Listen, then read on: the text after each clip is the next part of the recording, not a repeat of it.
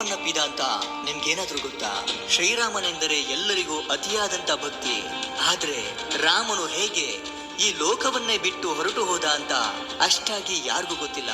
ಹಾಗೆ ಲಕ್ಷ್ಮಣನು ಹೇಗೆ ಸಾವನ್ನಪ್ಪಿದ, ಹನುಮಂತನ ಕಣ್ತಪ್ಪಿಸಿ ಅವನಿಗೆ ಯಾಮಾರಿಸಿ ರಾಮನು ಏಕೆ ತನ್ನ ಪ್ರಾಣವನ್ನೇ ತ್ಯಾಗ ಮಾಡ್ದ, ರಾಮನನ್ನ ಉಳಿಸಿಕೊಳ್ಳಲು ಹನುಮಂತನ ಪರದಾಟ ಹೇಗಿತ್ತು ಅಂತ ಕೇಳಿದ್ರೆ ನಿಜಕ್ಕೂ ಕಣ್ಣಲ್ಲಿ ನೀರು ಬರುತ್ತೆ. ಈ ರೀತಿ ಶ್ರೀರಾಮನ ಕೊನೆಯ ದಿನಗಳನ್ನ ಇವತ್ತು ನಿಮ್ ಜೊತೆ ಹಂಚ್ಕೊಳ್ತಿದ್ದೀನಿ. ಶ್ರೀರಾಮನು ರಾವಣನನ್ನ ಸಂಹಾರ ಮಾಡ್ತಾನೆ. ಇನ್ನು ತ್ರೇತಾಯುಗ ಮುಗಿದು ಹೋಗುವ ಸಮಯ ಬರುತ್ತೆ. ಶ್ರೀರಾಮನು ಸಾವನ್ನಪ್ಪುವ ಸಮಯ ಕೂಡ ಹತ್ತಿರ ಬಂದಿದ್ರಿಂದ ಬ್ರಹ್ಮದೇವ ಮತ್ತು ಶಿವನು ಇಬ್ಬರು ಯಮನಿಗೆ ನೀನು ಶ್ರೀರಾಮನ ಹತ್ತಿರ ಹೋಗುವ ಸಮಯ ಬಂತು ಅಂತ ಹೇಳ್ತಾರೆ. ಆದ್ರೆ ಯಮಧರ್ಮರಾಜ ಎಷ್ಟೇ ಪ್ರಯತ್ನ ಮಾಡಿದ್ರು ರಾಮನ ಹತ್ತಿರ ಹೋಗುವುದು ಹಾಗಿರ್ಲಿ, ಕನಿಷ್ಠ ಅವನ ರಾಜ್ಯಕ್ಕೂ ಕಾಲಿಡೋಕಾಗ್ಲಿಲ್ಲ. ಯಾಕಂದ್ರೆ ರಾಮನ ಭಕ್ತ ಹನುಮನು ಯಾವಾಗ ದಾಟಿ ಅನಂತರ ರಾಮನ ಹತ್ತಿರ ಹೋಗ್ಬೇಕು ಅಂತ ಯಮನನ್ನ ತಡೆಯುತ್ತಿದ್ದ. ಇದರಿಂದ ಒಂದು ದಿನ ರಾತ್ರಿ ಶಿವನು ರಾಮನ ಕನಸಿನಲ್ಲಿ ಬಂದು, ನಿನ್ನ ಅವತಾರ ಕೊನೆಗೊಳ್ಳುವ ಸಮಯ ಬಂತು ರಾಮ, ಯಮನು ನಿನ್ನ ರಾಜ್ಯದ ಹೊರಗೆ ನಿನಗಾಗಿ ಎದುರು ನೋಡುತ್ತಿದ್ದಾನೆ. ಆದರೆ ನಿನ್ನ ಪ್ರಾಣಕ್ಕೆ ಹನುಮಂತನು ಅಡ್ಡಲಾಗಿ ನಿಂತಿದ್ದಾನೆ ಎಂದನು. ಆಗ ರಾಮನಿಗೆ ಎಲ್ಲವೂ ಅರ್ಥವಾಗಿ ಹನುಮಂತನ ಕಣ್ತಪ್ಪಿಸಿ ನಾನು ಪ್ರಾಣವನ್ನ ಬಿಡೋದಾದ್ರೂ ಹೇಗೆ ಎಂದುಕೊಳ್ಳುತ್ತಾ ಮಾರನೆಯ ದಿನ ರಾಮನು ಸೀತೆ ಕೊಟ್ಟಿದ್ದಂತ ಉಂಗುರವನ್ನ ತೆಗೆದುಕೊಂಡು ಒಂದು ರಂಧ್ರದಲ್ಲಿ ಹಾಕಿ ಹನುಮಂತನನ್ನ ಕರೀತಾನೆ. ಹನುಮ, ನನ್ನ ಸೀತೆ ಕೊಟ್ಟಿದ್ದ ಉಂಗುರ ಅಕಸ್ಮಾತ್ ಆಗಿ ಈ ರಂಧ್ರದಲ್ಲಿ ಬಿದ್ದು ಹೋಯ್ತು, ದಯಮಾಡಿ ನೀನು ಹೋಗಿ ನನ್ನ ಉಂಗುರವನ್ನ ತೆಗೆದುಕೊಂಡು ಬರ್ತೀಯಾ ಅಂತ ಕೇಳಿದಾಗ, ಪ್ರಭು ಅಷ್ಟೇನಾ, ಇದಕ್ಕೆ ನೀವು ನನ್ನನ್ನ ಇಷ್ಟೆಲ್ಲ ಕೇಳ್ಕೋಬೇಕಾ?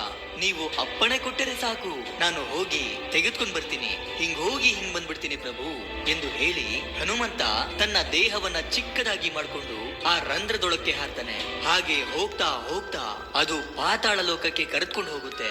ಅಲ್ಲಿ ನಾಗಲೋಕಕ್ಕೆ ರಾಜನಾಗಿದ್ದಂತ ನಾಗರಾಜ ಕಾಣ್ತಾನೆ.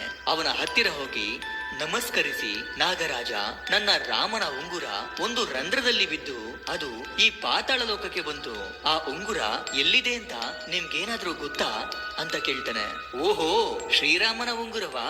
ಅದು ಎಲ್ಲಿದೆ ಎಂದು ನನಗೆ ಗೊತ್ತು, ನನ್ನ ಜೊತೆ ಬನ್ನಿ ಎಂದು ಹೇಳಿ ಒಂದು ಗುಹೆಗೆ ಕರೆದುಕೊಂಡು ಹೋಗಿ ಈ ಗುಹೆಯಲ್ಲಿಯೇ ಆ ಉಂಗುರಗಳು ಇದೆ ಎಂದನು. ಏನು ಉಂಗುರಗಳ? ನನಗೆ ಬೇಕಿರೋದು ನನ್ನ ರಾಮನ ಉಂಗುರವೇ ಅಲ್ಲವಾ ಎಂದು ಒಳಗೆ ಹೋಗಿ ನೋಡಿದಾಗ ಹನುಮಂತನೇ ಆಶ್ಚರ್ಯಕ್ಕೆ ಒಳಗಾಗ್ತಾನೆ. ಯಾಕಂದ್ರೆ ಆ ಗುಹೆಯೊಳಗೆ ಒಂದಲ್ಲ ಎರಡಲ್ಲ ಲಕ್ಷಾಂತರ ಕೋಟ್ಯಾಂತರ ಉಂಗುರಗಳಿರುತ್ತೆ. ಅದೆಲ್ಲವೂ ಒಂದೇ ರೀತಿ ಇರುತ್ತೆ. ಆಗ ಹನುಮಂತನು ನಗುತ್ತಾ, ನನಗೆ ತಿಳಿಯದ ನನ್ನ ರಾಮನ ಉಂಗುರ ಯಾವುದು ಎಂದು ಅಂತ ಅಂದುಕೊಳ್ಳುತ್ತಾ ಉಂಗುರವನ್ನ ಹುಡುಕೋದಕ್ಕೆ ಶುರು ಮಾಡ್ತಾನೆ. ಅಯೋಧ್ಯೆಯಲ್ಲಿ ಹನುಮಂತನು ಇಲ್ಲ ಎಂದು ತಿಳಿದು ಇದೇ ಸರಿಯಾದ ಸಮಯ ಅಂತ ಯಮನು ಋಷಿಯ ವೇಷವನ್ನ ಧರಿಸಿ ರಾಮನ ಹತ್ತಿರ ಹೋಗಿ, ರಾಮ, ಇಂದು ನಾನು ಏಕಾಂತವಾಗಿ ನಿನ್ನ ಹತ್ತಿರ ತುಂಬಾ ಮುಖ್ಯವಾದ ವಿಷಯವನ್ನ ಮಾತನಾಡಬೇಕಿದೆ. ನಾವು ಮಾತನಾಡಿಕೊಳ್ಳುವ ಸಮಯದಲ್ಲಿ ಯಾರಾದ್ರೂ ಮಧ್ಯದಲ್ಲಿ ಬಂದು ಅಡ್ಡಿಪಡಿಸಿದರೆ ಅವರಿಗೆ ಮರಣದಂಡನೆಯನ್ನ ಕೊಡಬೇಕು ಅಂತ ಹೇಳಿದಾಗ ರಾಮನು ಒಪ್ಪಿ ಲಕ್ಷ್ಮಣನ ಹತ್ತಿರ ಹೋಗಿ, ಇದರ ಜವಾಬ್ದಾರಿ ನಿನ್ನದೇ ಲಕ್ಷ್ಮಣ, ನೀನು ದ್ವಾರದ ಹತ್ತಿರ ನಿಂತು ಎಂಥದ್ದೇ ಪರಿಸ್ಥಿತಿ ಬಂದರೂ ಯಾರನ್ನು ಒಳಗಡೆ ಬಿಡಬೇಡ ಎಂದನು. ಸರಿ ಅಣ್ಣ ಎಂದು ಹೇಳಿ ಲಕ್ಷ್ಮಣನು ದ್ವಾರದ ಹತ್ತಿರ ಕಾವಲಾಗಿ ನಿಂತನು. ಒಳಗಡೆ ಋಷಿಯ ವೇಷದಲ್ಲಿದ್ದಂತ ಯಮನು ರಾಮನ ಹತ್ತಿರ, ಸ್ವಾಮಿ, ಶಿವನು ಮತ್ತು ಬ್ರಹ್ಮನ ಆಜ್ಞೆಯಿಂದಾಗಿ ನಾನಿಲ್ಲಿಗೆ ಬಂದಿದ್ದೇನೆ.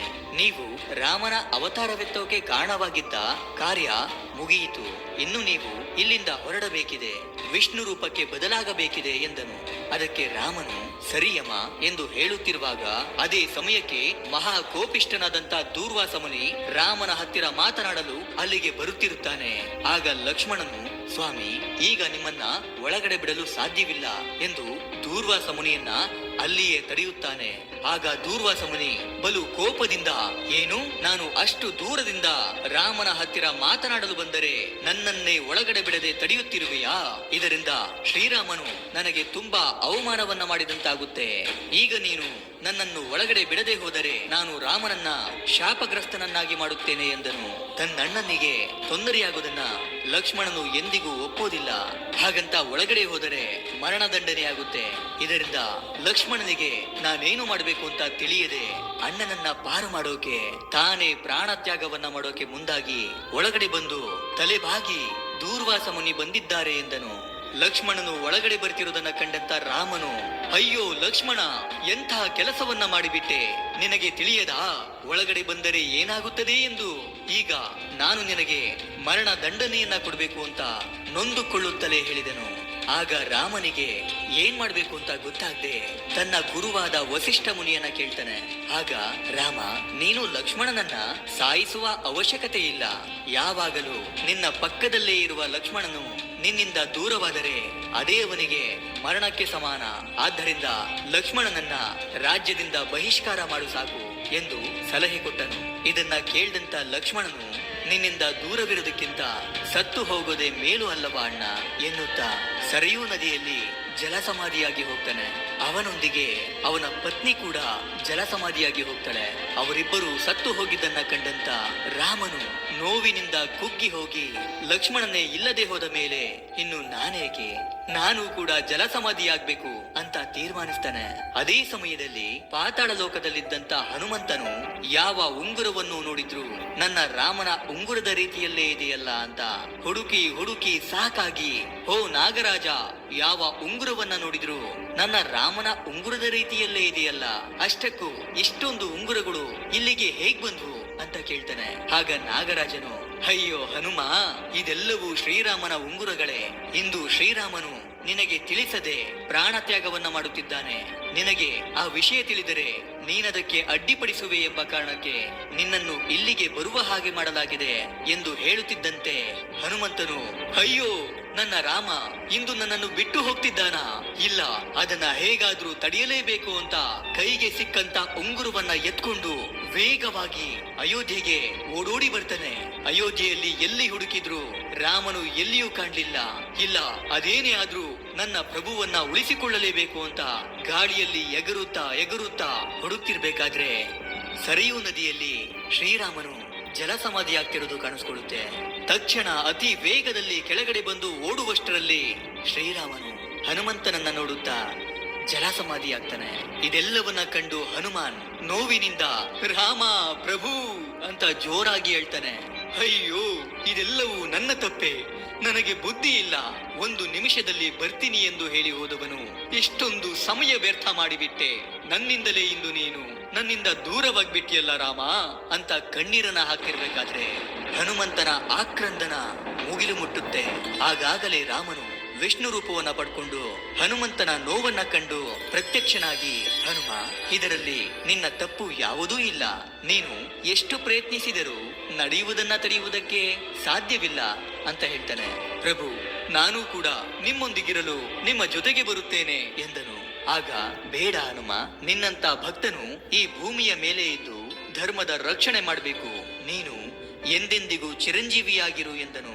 ಈ ರೀತಿಯಾಗಿದ್ದು ರಾಮನ ಕೊನೆಯ ದಿನಗಳು.